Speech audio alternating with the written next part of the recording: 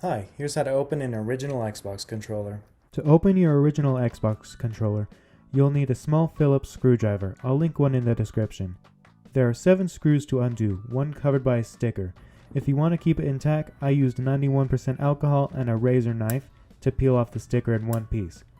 Set the sticker on the edge of a clean table like so, and it should still be sticky enough to reapply once it's time to reassemble. For the most part though, it doesn't really matter because most of the adhesive stays on the controller itself anyway. Set the screws in a secure place where you won't lose them. I'm replacing these old thumbsticks on my controller. Sometimes third-party thumbsticks fall out real easily. If that's the case for you, go ahead and apply tape like shown here. Place the motherboard in the plastic shell and pull out the tape while holding the thumbsticks. If you want me to do a more detailed video on that, let me know by leaving a comment to that effect.